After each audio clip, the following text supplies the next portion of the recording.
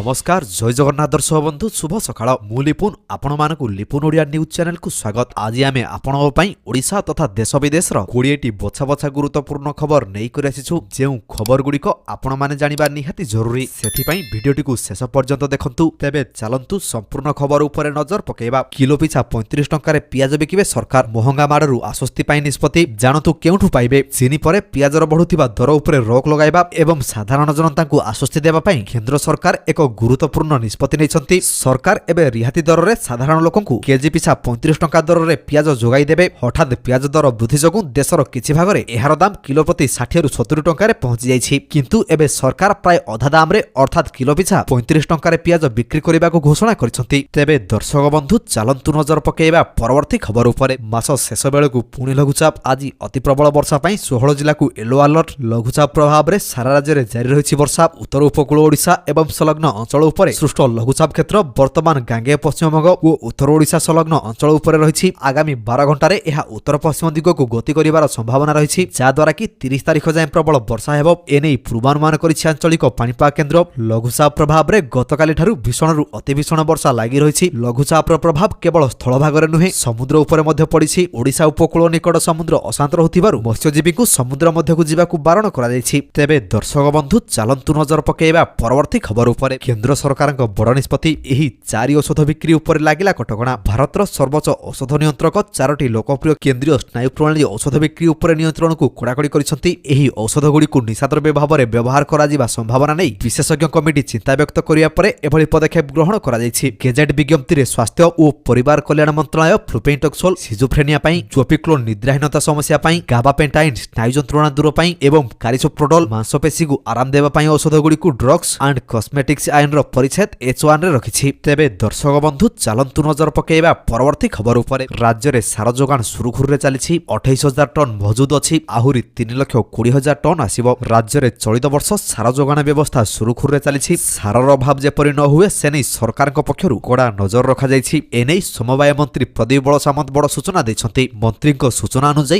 एजाबत कृषि विभाग पक्षरु 2,76,973 टन सार जोगाई दिया जाइछि। सेहिपरि समवाय विभाग पक्षरु पैक्स और लैंप्स गुडी को 2,48,676 टन सार दिया जाय सारिछि। वर्तमान विभाग निकट रे आहुरी 28,297 टन सार मौजूद रहिछि। तेबे दर्शक बंधु चलंतु नजर पकेइबा परवर्ती खबर उपरे। दिल्ली रे बढ़ुछि स्वाइन फ्लू चिंता। दिनकु दिन बढ़ुथिबा H1N1 मामला को नै एबे सतर्क होइछन्ति दिल्ली सरकार। राजधानी रे ए पर्यंत 2308 स्वाइन फ्लू मामला चिन्हड़ होइथिबा जणा पड़िछि। गत किछि वर्षर हाराहारी तुलना रे एही संख्या प्राय 8 गुण अधिक बोली कहा जाउछि। एहाकु नै दिल्ली स्वास्थ्य विभाग अलर्ट मोड रे रहिछि। तेबे केवल स्वाइन फ्लू नुहे, देश रे एबे एकाधिक श्वासजनित भाइरस रो उपस्थिति चिन्हड़ हेउछि। आईसीएमआर महानिर्देशक राजीव बहलଙ୍କ सूचना अनुसार प्राय 650 फ्लू मामला मध्ये रेकर्ड होइछि। एहा सह इन्फ्लुएंजा बी एवं किछि कोरोना मामला मध्ये चिन्हड़ हेउछि। तेबे दर्शक बंधु चलंतु नजर पकेइबा परवर्ती खबर उपरे। चीनी दर रे लागिबो ब्रेक। 7 दिन रे कमी पारे दाम। आईएसएमए रो बड़ आश्वासन। चीनी दर वृद्धि को नै चिंता रे ग्राहकଙ୍କ पई आसिला आश्वस्तिर खबर। आगामी 7 दिन मध्ये रे चीनी दाम कमी पारे बोली कहिछि Indian sugar and bio energy manufacturers association बा आईएसएमए। प्रतिकूल पाग,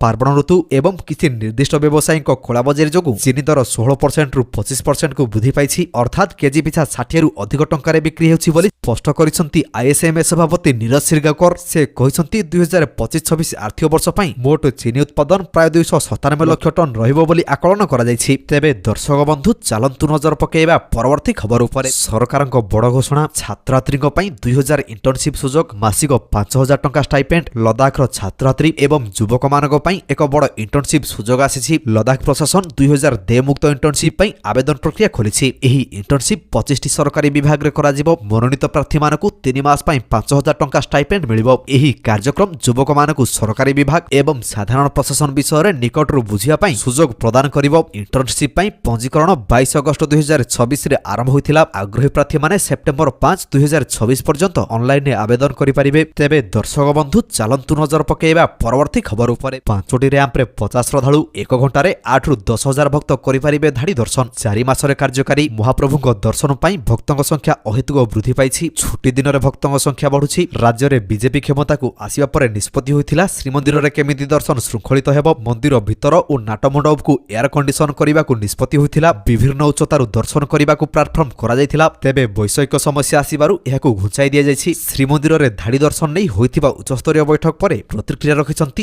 ଆଇନ ମନ୍ତ୍ରୀ ପୃଥ୍ୱୀରାଜ ହରିଚନ୍ଦନ। ତେବେ ଦର୍ଶକ ବନ୍ଧୁ ଚାଲନ୍ତୁ ନଜର ପକାଇବା ପରବର୍ତ୍ତୀ ଖବର ଉପରେ। E20 ପେଟ୍ରୋଲକୁ ନେଇ ବଡ଼ ଖବର, ପୁରୁଣା ଗାଡ଼ି ପାଇଁ ମିଳିପାରେ E10 ବିକଳ୍ପ। E20 ପେଟ୍ରୋଲକୁ ନେଇ ଦେଶରେ ଜାରି ରହିଥିବା ଚର୍ଚ୍ଚା ଭିତରେ ଆସିଛି ବଡ଼ ଖବର। ପୁରୁଣା ଗାଡ଼ି ପାଇଁ ପୁଣି ଥରେ E10 ପେଟ୍ରୋଲ ଉପଲବ୍ଧ କରାଯିବ କି ସେ ନେଇ ସରକାର ଓ ତେଲ ଶିଳ୍ପ ମଧ୍ୟରେ ପ୍ରାରମ୍ଭିକ ଆଲୋଚନା ହୋଇଛି। ତେବେ ଏନେଇ ଏପର୍ଯ୍ୟନ୍ତ କୌଣସି ଚୂଡ଼ାନ୍ତ ନିଷ୍ପତ୍ତି ହୋଇନାହିଁ। ସୂଚନା ଅନୁସାରେ ଏପ୍ରିଲ 2023 ପରଠାରୁ ଦେଶରେ ନିର୍ମିତ ନୂଆ ପେଟ୍ରୋଲ ଗାଡ଼ିଗୁଡ଼ିକୁ E20 ଇନ୍ଧନ ଅନୁକୂଳ କରି ଡିଜାଇନ କରାଯାଉଛି। କିନ୍ତୁ ଏହା ପୂର୍ବରୁ ରାସ୍ତାରେ ଚାଲୁଥିବା ଲକ୍ଷ ଲକ୍ଷ ପୁରୁଣା ଗାଡ଼ିକୁ ନେଇ ଚିନ୍ତା ବଢ଼ିଛି। କିଛି ଗାଡ଼ି ମାଲିକଙ୍କ ଅଭିଯୋଗ ହେଉଛି E20 ପେଟ୍ରୋଲ ବ୍ୟବହାର ପରେ ପୁରୁଣା ଗାଡ଼ିର ମାଇଲେଜ କମୁଛି ଏବଂ ଇଞ୍ଜିନର କିଛି ରବର କମ୍ପୋନେଣ୍ଟ ଉପରେ ମଧ୍ୟ ପ୍ରଭାବ ପଡୁଛି। ତେବେ ଦର୍ଶକ ବନ୍ଧୁ ଚାଲନ୍ତୁ ନଜର ପକାଇବା ପରବର୍ତ୍ତୀ ଖବର ଉପରେ। ଶିଳ୍ପ ଖୋଜୁଛି ପୁଲିସ ସୁରକ୍ଷା ବଳ, 6000 ପଦରେ ସୁଯୋଗ ଥାଇ ବି ବର୍ଷେ ହେଲା ହୋଇପାରୁନି ନିଯୁକ୍ତି। ରାଜ୍ୟର ପ୍ରମୁଖ ଶିଳ୍ପ ସଂସ୍ଥାଗୁଡ଼ିକ ଏବେ ଓଡ଼ିଶା ଇଣ୍ଡଷ୍ଟ୍ରିଆଲ ସିକ୍ୟୁରିଟି ଫୋର୍ସର ସୁରକ୍ଷା ଖୋଜୁଛି। OMC, MCL ଉଡ଼ାଣ ଯୋଜନାରେ ଆରମ୍ଭ ହୋଇଥିବା ଝାରସୁଗୁଡ଼ା, ରାଉରକେଲା, ଉତ୍କେଲା, ଜୟପୁର ବିମାନ ବନ୍ଦର, ନୂଆଡ୍ୟାମ, ତଟ ସୁରକ୍ଷା, କ୍ଷୁଦ୍ର ଓ ବୃହତ ଖଣିଗୁଡ଼ିକରେ OISF ନିଯୁକ୍ତି ପାଇଁ ଓଡ଼ିଶା ପୁଲିସ ନିକଟରେ ଆବେଦନ କରିଛନ୍ତି। ଫଳରେ ପାଖାପାଖି 10,000 OISF ଆବଶ୍ୟକତା ରହିଛି। ଏଥିପାଇଁ ରାଜ୍ୟ ସରକାରଙ୍କୁ ଓଡ଼ିଶା ପୁଲିସ 10ଟି ବାଟାଲିୟନ ଗଠନ ପାଇଁ ସୁପାରିଶ କରିଥିଲା। କିନ୍ତୁ ରାଜ୍ୟ ସରକାର 3ଟି ବାଟାଲିୟନକୁ ମଞ୍ଜୁର କଲେ। କିନ୍ତୁ ମଞ୍ଜୁର ହେବାର ବର୍ଷେ ହେବ ନିଯୁକ୍ତି ହୋଇପାରୁନଥିବାରୁ ଓଡ଼ିଶା ପୁଲିସ ଆବଶ୍ୟକତା ଅନୁଯାୟୀ ଫୋର୍ସ ଯୋଗାଣ କରିପାରୁନାହିଁ। ତେବେ ଦର୍ଶକ ବନ୍ଧୁ ଚାଲନ୍ତୁ ନଜର ପକାଇବା ପରବର୍ତ୍ତୀ ଖବର ଉପରେ। ଅପମିଶ୍ରିତ ଛେନା ପାଇଁ ପାହାଳ ମିଠା ଦୋକାନରେ ଯାଞ୍ଚ। ପାର୍ବଣ ପୂର୍ବରୁ ରାଜଧାନୀ ଭୁବନେଶ୍ୱରରେ ଛେନା ଓ ପନିରର ଗୁଣବତ୍ତାକୁ ନେଇ ଚିନ୍ତା ବଢ଼ିଛି। ଘନ ଘନ ମିଠା ଦୋକାନଗୁଡ଼ିକରେ ଯାଞ୍ଚ ହେଉଥିବାରୁ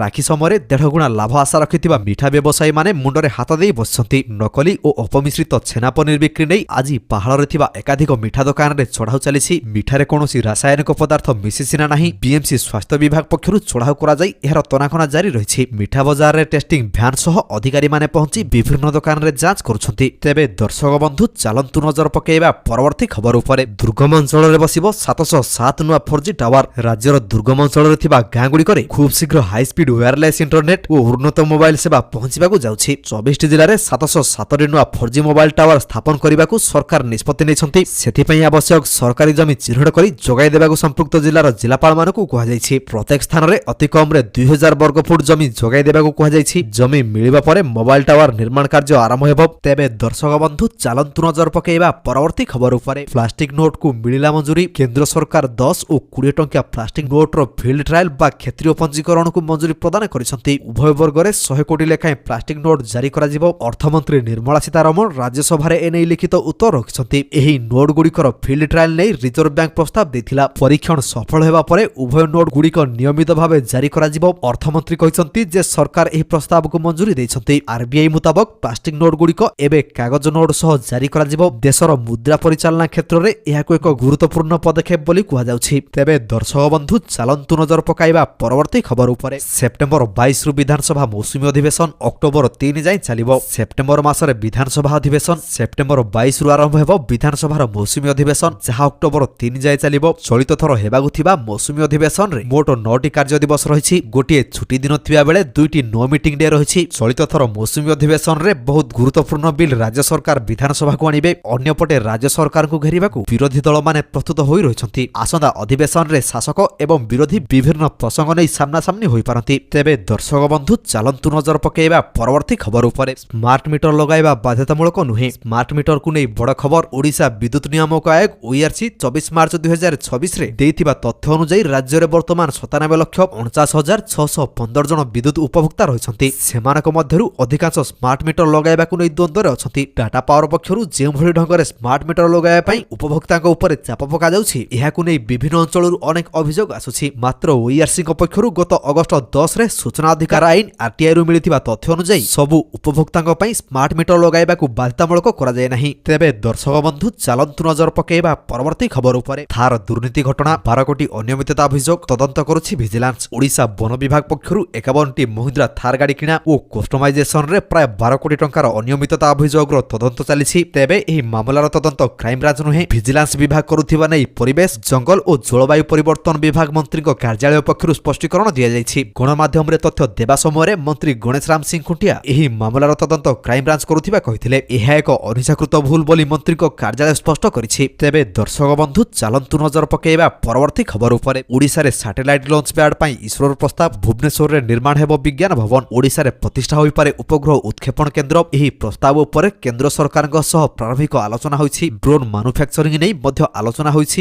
ଏବଂ ଆଗକୁ ଏନେଇ ପଦକ୍ଷେପ ନିଆଯିବ। ଏହି ପରିପ୍ରେକ୍ଷୀରେ ଇସ୍ରୋ ପ୍ରସ୍ତାବ ଦେଇଛି। ରାଜ୍ୟ କ୍ୟାବିନେଟରେ ଅନୁମୋଦନ ପରେ କାର୍ଯ୍ୟ ଆଗକୁ ବଢ଼ିବ। ରାଜ୍ୟରେ ଏକ ବିଜ୍ଞାନ ଭବନ ଏବଂ ଓର୍ସାକର ନୂତନ କୋଠା ନିର୍ମାଣ ସହିତ GIS ଲ୍ୟାବ ପ୍ରତିଷ୍ଠା ମଧ୍ୟ କରାଯିବ। ବୈଜ୍ଞାନିକ ଗବେଷଣା ତଥା ଏ ସଂକ୍ରାନ୍ତୀୟ ବିଭିନ୍ନ ପ୍ରକଳ୍ପ ଉପରେ ରାଜ୍ୟ ସରକାର ଯଥେଷ୍ଟ ଧ୍ୟାନ ଦେଉଛନ୍ତି। ତେବେ ଦର୍ଶକ ବନ୍ଧୁ ଚାଲନ୍ତୁ ନଜର ପକାଇବା ପରବର୍ତ୍ତୀ ଖବର ଉପରେ। ଗଡ଼କରୀଙ୍କ ଅବସର ନେଇ ବଢ଼ିଲା ଚର୍ଚ୍ଚା। ଗଡ଼କରୀ କହିଲେ ନୂଆ ପିଢ଼ିଙ୍କୁ ସୁଯୋଗ ମିଳୁ। କେନ୍ଦ୍ରମନ୍ତ୍ରୀ ନୀତିନ ଗଡ଼କରୀଙ୍କ ଏକ ମନ୍ତବ୍ୟକୁ ନେଇ ରାଜନୈତିକ ମହଲରେ ଚର୍ଚ୍ଚା ଜୋର ଧରିଛି। ନାଗପୁର ଜିଲ୍ଲା କାଟୋଲ ଅଞ୍ଚଳର ପାରଡ଼ସିଙ୍ଗାର ଏକଲବ୍ୟ ଏକଲ ବିଦ୍ୟାଳୟର ଶିକ୍ଷକ ଓ ପର୍ଯ୍ୟବେକ୍ଷକଙ୍କ ପ୍ରଶିକ୍ଷଣ କାର୍ଯ୍ୟକ୍ରମରେ ଯୋଗଦେଇ ଗଡ଼କରୀ କହିଛନ୍ତି ଯେ ପ୍ରାୟ 30 ବର୍ଷ ଧରି ସେ ସାର୍ବଜନୀନ ଜୀବନରେ ସକ୍ରିୟ ରହିଛନ୍ତି। ଏବେ ଆଉ ଅଧିକ କାର୍ଯ୍ୟଭାର ସମ୍ଭାଳିବା ତାଙ୍କ ପକ୍ଷେ ସମ୍ଭବ ନୁହେଁ ଏବଂ ନୂଆ ପିଢ଼ିଙ୍କୁ ଦାୟିତ୍ୱ ଦେବାର ସମୟ ଆସିଛି ବୋଲି ସେ ମତ ଦେଇଛନ୍ତି। ତେବେ ଦର୍ଶକ ବନ୍ଧୁ ଚାଲନ୍ତୁ ନଜର ପକାଇବା ପରବର୍ତ୍ତୀ ଖବର ଉପରେ। ତ ଦର୍ଶକ ବନ୍ଧୁ ପ୍ରତ୍ୟେକ ଦିନ ଏପରି ଗୁରୁତ୍ୱପୂର୍ଣ୍ଣ ଖବର ଗୁଡ଼ିକ ଦେଖିବା ପାଇଁ ଆମ ଚ୍ୟାନେଲକୁ ସବସ୍କ୍ରାଇବ କରିଦିଅନ୍ତୁ, କାହିଁକି ନା ପ୍ରତ୍ୟେକ ଦିନ ଏପରି ବଛା ବଛା ଖବର ଗୁଡ଼ିଏ ଆମେ ଆପଣମାନଙ୍କ ପାଇଁ ନେଇକରି ଆସୁଛୁ, ଯାହାର ଅପଡେଟ୍ ଆପଣମାନେ ଆମ ଚ୍ୟାନେଲ ମାଧ୍ୟମରେ ପାଇପାରିବେ। ତେଣୁ ଚ୍ୟାନେଲକୁ ସବସ୍କ୍ରାଇବ କରି ବେଲ୍ ଆଇକନକୁ ପ୍ରେସ୍ କରିବା ପାଇଁ ଜମାରୁ ଭୁଲନ୍ତୁ ନାହିଁ। ଭିଡିଓଟିକୁ ଶେଷ ପର୍ଯ୍ୟନ୍ତ ଦେଖିଥିବାରୁ